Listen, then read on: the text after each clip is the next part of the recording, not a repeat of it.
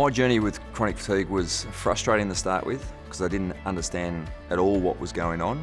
I went from a 26-year-old very fit athlete that could do what I wanted to do, basically play hard during the day, play hard during the night and bounce up and do the same stuff all again. And then I woke up one particular morning where I couldn't lift myself out of bed. I'd turned 27 at the time and I needed assistance to get to the bathroom. Getting to the bathroom, I was passing black water, just blood. And for big chunks of the next 6 months, I was sort of sleeping 18 hours a day, waking up more tired than when I went to bed. Had no energy, had a headache that lasted, I think the headache lasted about 9 months. I had pains in my calves and hamstrings. And the most frustrating thing is I'd go to a doctor, they'd do a range of tests. They would say that it looks like you probably had some sort of viral infection, but rest for 2 or 3 weeks and you'll be fine. Well, 2 or 3 weeks turned into 2 or 3 months, turned into 6 months, and I had no idea what was going on. And like, as I said, my bad days, I was sleeping 18 hours and really struggling. My best days, I sort of felt like I had the flu, so I'd get up. And this is pre-season training that has started at this stage, so on those good days I'd go and try to train, sort of make up for lost ground. And that didn't go well because that would push me backwards as well. So I did some training sessions, but then I was like, that 1 step forward, 3 back. Then I missed more chunks. I played, I think, a practice match, and I played the first game of the year and then crashed again. And I think the hardest thing for me was, and growing up as a healthy person, and probably not respecting my health or understanding my health until it was taken away, I felt that I would just have a good night's sleep or eat well and I'll be perfect, back to 100% tomorrow. And that never came. So every day I was waking up and my expectations were smashed. So my physical disorder was actually turning into a bit of a mental issue as well, because I was just getting down and down, and there was no doctor that could really say, do this and you'll be fixed. After 6 months, a very nice man, who was a Collingwood supporter, a doctor, sort of went through a protocol of almost a process of elimination to eliminate a lot of serious illnesses. And at the end of that, he sort of said, through that process, he sort of said, well, looks like you've got something called post-viral syndrome or chronic fatigue syndrome, which I hadn't heard of, didn't have a clue really what it was. But I thought, beauty, I got a disorder or a name to an illness, now I'll go get treated. But there wasn't really a treatment out there. So over a long period of time, I learnt not to sort of blame others, and because I was frustrated with the medical fraternity, I thought, well, how come they don't know what's wrong with me? I mean, there's something wrong with me, although some people would believe there wasn't anything wrong with me, but there was something wrong. No one could give me an answer.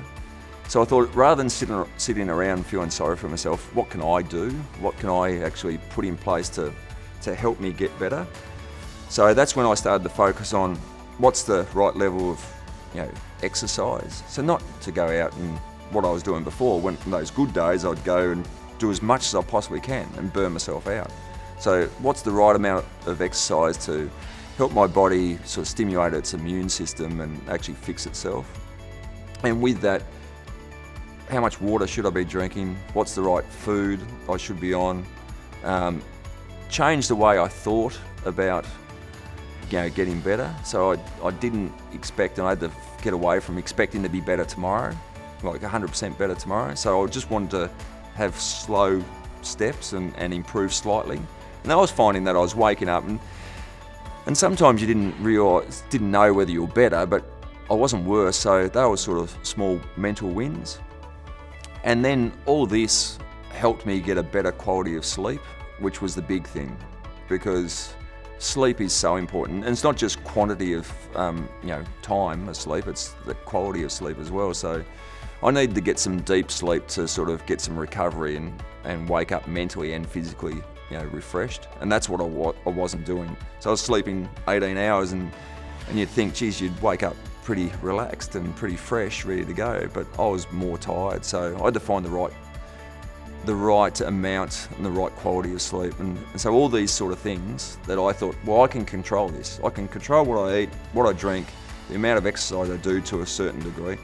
I can control the way I think, which was easier said than done, because I was down the dumps there for a while with this bit of a battle, and those things helped the sleep. So then I started to go in the right direction. That was probably after about 9 months of battling. I saw specialists all around the world, but there was no real clear answer. So I felt this was the best way for me. What can I do? Put those in place. And then I started to slowly go back in the right direction. Started to be able to do normal things later that year, pretty much, and got back into football the next season. And that was restricted in how much training I could do, but that slowly again started to build up over time, and then I was just very fortunate to be part of a great club and great team through a very successful period. So I think as bad as and as frustrating as this chronic fatigue experience was, I wouldn't replace a thing, because it actually made me respect and appreciate my health and also understand what my body needs to look after itself.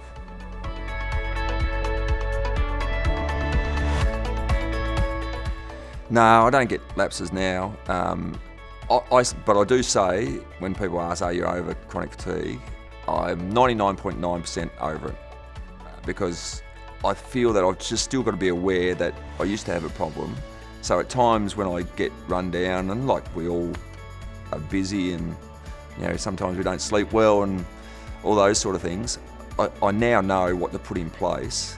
So I'll tidy up my diet again. I'll make sure I get the right amount of water in. I'll try to make sure I get moving, get active to help myself. So I don't live day by day this pure lifestyle by any stretch of the imagination. But now I know what to put in place when I'm starting to get run down. So when I struggle with sleep or energy levels, I know what to put in place.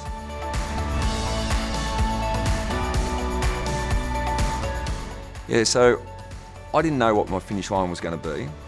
And because the way I rejig things mentally, because I wanted to be, my goal was to be 100% healthy tomorrow. I just wanted to be, and I found that draining, because the reality was I wasn't 100%, so this mental loss every day. So changing the way I thought about it, I put that aside and just focused on those small steps, those things you can control to a certain degree.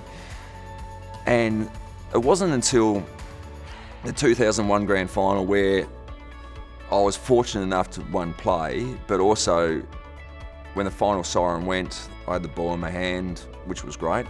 But when that final siren went, I think, like for all my teammates, I suppose, it's such a great sensation, because there's so many people that have helped you get to this point.